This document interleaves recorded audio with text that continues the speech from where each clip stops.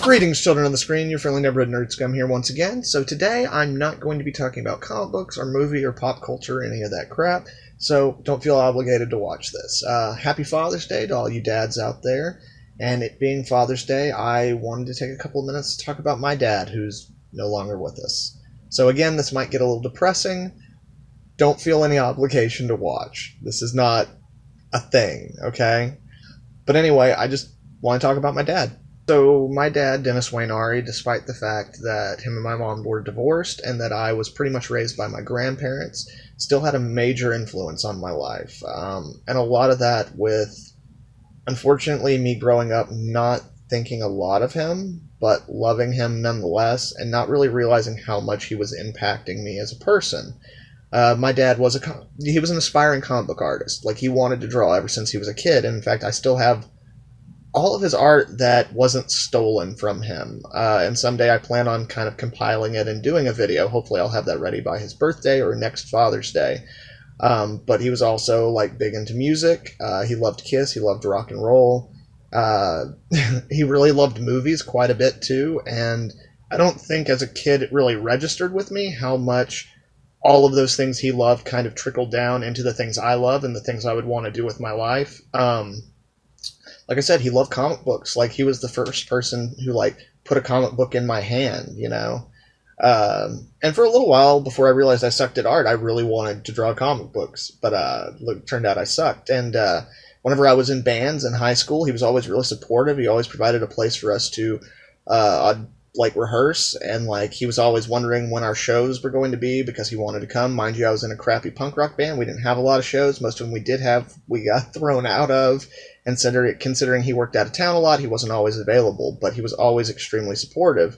And even whenever I went into doing my filmmaking stuff, like, other people were supportive, but my dad was the only one, I think, because he had wanted to be a comic book artist and had never got that opportunity, and had kind of carried that with him for a very long time. Like, it bothered him. It was something that always ate at him, as much that he didn't make it, as it was that at a certain point he stopped trying.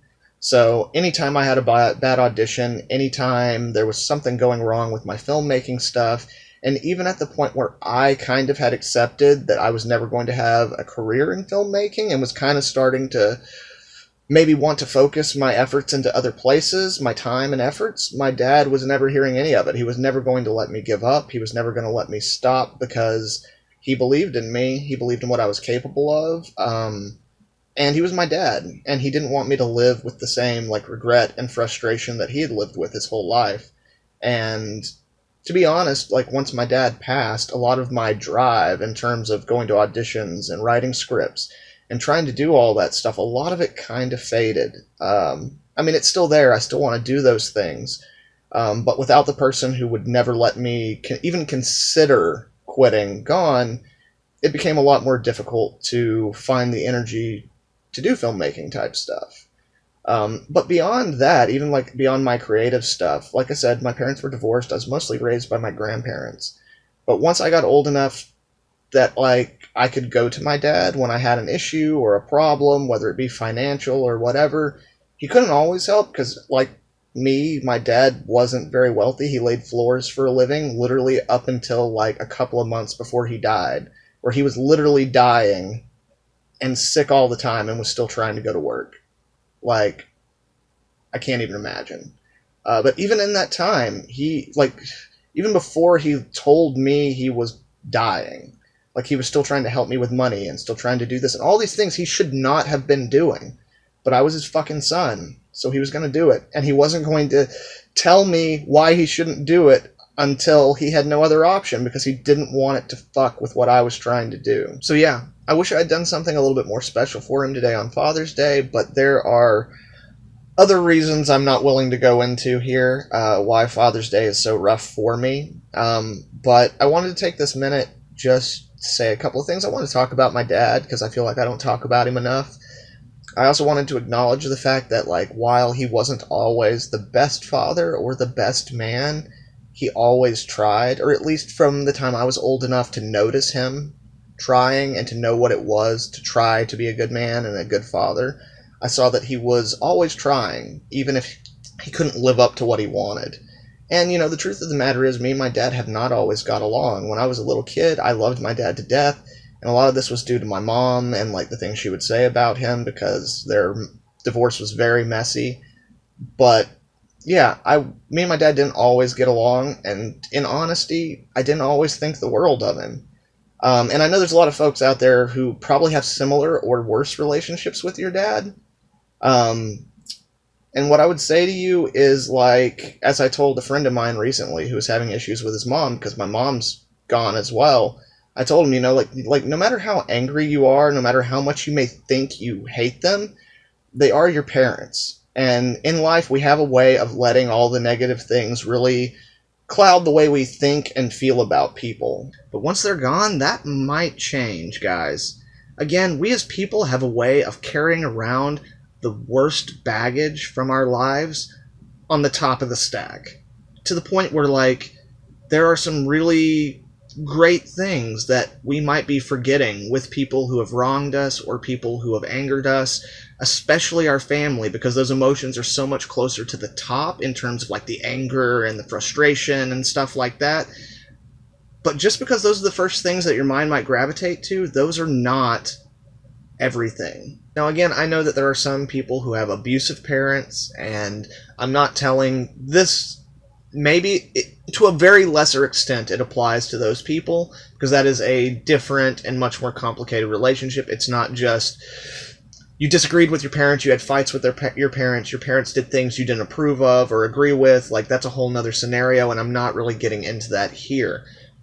But in general, no matter how rocky the relationship with your parents are outside of that, keep in mind that they're your parents. And no matter how angry you might be at them, no matter how much you disapprove of their life choices or their political alignments or whatnot, what have you, they're your fucking parents.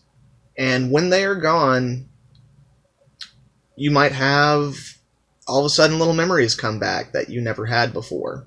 Things that all the negativity that you had let it just stamp down, that you let it suffocate, those little moments that matter so much. And for some people, it's not even little moments, it's big moments that because of some argument or some disagreement with their folks, that they've kind of let themselves forget about. And I would say, having lost both my folks, that 9 times out of 10, those moments are the ones that actually matter.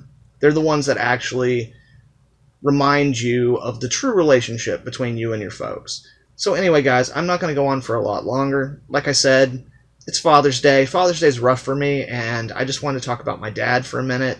And the fact that, in honesty, if I'm being honest, I probably didn't appreciate him as much as I should have when he was here. We had a lot of differences of opinion. There were a lot of things he did I didn't agree with or approve of. But especially now, looking back, I can see that the man did his best all the time, and he wanted the best for me and my brother.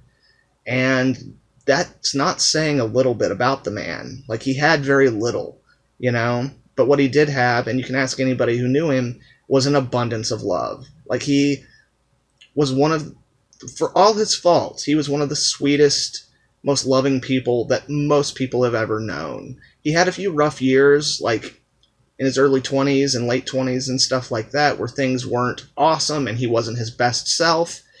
But deep down, he was not a bad person, and he tried his best to do the best he could for his family and his other loved ones. And again, when you're looking back at a man's life, that's not a little bit. Those things are hard to do. And I don't think I gave my dad enough respect for that. With all the things that he'd gone through and all the stuff he'd had to put up with, I don't think I ever gave him the acknowledgement of being as good a man as he was. And I definitely regret that. So what I'm saying, guys, is right now, it's Father's Day. You might disagree with everything your father does. You might be angry at him. But just remember that that's your fucking dad. And taking 5 minutes out of your time to, remind him and remind yourself that he's your dad and that you love him, no matter what's going on between you two, that's not going to be something you regret in the long run. Not doing it might be. So, yeah, I'm just saying, love your dad. Love your family. Keep the people you love, keep them close, and make sure that they know how you feel about them. Because they're not always going to be there. And they're not going to be there at the time when you think it's right to tell them that. Just won't happen. So anyway, guys, enough depressing shit for me. Thank you very much for watching, alright? And in closing, just happy Father's Day. Nerd Scum, out. I feel tired on Saturday night.